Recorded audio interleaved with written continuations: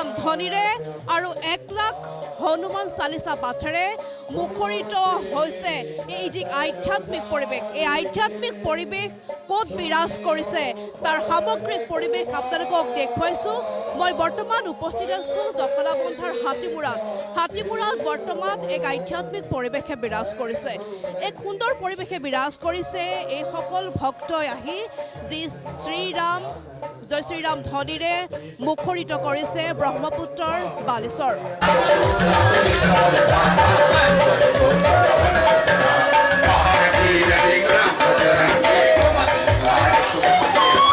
কিন্তু বৰ্তমান ইয়াৰ আধ্যাত্মিক পৰিৱেশৰ কিছু দৃশ্যাংশ আপোনালোকক দেখুৱাবলৈ চেষ্টা কৰিছোঁ।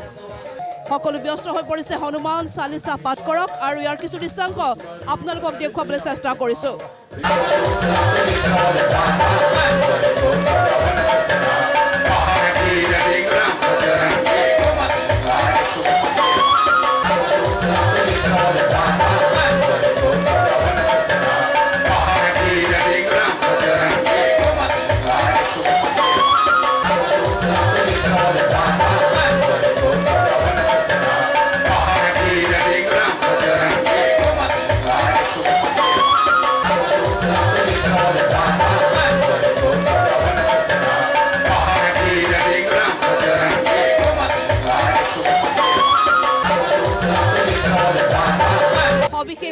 পৰিৱেশ দেখুৱাবলৈ চেষ্টা কৰিছোঁ। ইয়াৰ আয়োজক কমিটিসকল আছে, তেওঁলোকৰো আমি কিছু মন্তব্য ল'বলৈ চেষ্টা কৰিছোঁ। ইয়াত বৰ্তমান উপস্থিত আছে এই অনুষ্ঠানৰ বিশেষ আয়োজক, তেওঁৰ পৰা কিছু মন্তব্য ল'বলৈ আমি চেষ্টা কৰিছোঁ। আমাৰ ইয়াতে আচাৰ্য মুকুন্দজী মহাৰাজৰ নেতৃত্বত 2023 চনত পোন প্ৰথমবাৰৰ কাৰণে ইয়াতে হনুমান চালিচা পাঠৰ আয়োজন কৰিছিলে। ঠিক তেনেধৰণে আমাৰ এখন কলিয়াবৰতে হনুমান চালিচা 1 লাখ হনুমান চালিচা আয়োজক সমিতি আছে। এই সমিতিৰ তত্বাৱধানত লগতে কলিয়াবৰ আৰু অসমবাসী ৰাইজৰ সহযোগত যোৱা 8 নৱেম্বৰৰ পৰা আজি 12 নৱেম্বৰলৈকে 5 দিন ধৰি আমাৰ ইয়াতে হনুমান চালিচা পাঠৰ আয়োজন কৰা হৈছে। মই আশা কৰিম ইয়াৰ ফল কলিয়াবৰৰ লগতে অসমবাসীৰ লগতে ভাৰতবাসী ৰাইজে ইয়াৰ ফল ভোগ কৰিব। ओम हनुमते नमः। ओम कपिश्रेष्ठाय नमः। ओम हनुमते नमः। ओम भक्त भैसारिण्यै नमः। श्री सीताय नमः। ओम देवदेविकायै नमः। श्री सीताय नमः। ओम लोकसुन्दर्यै नमः। श्री सीताय नमः।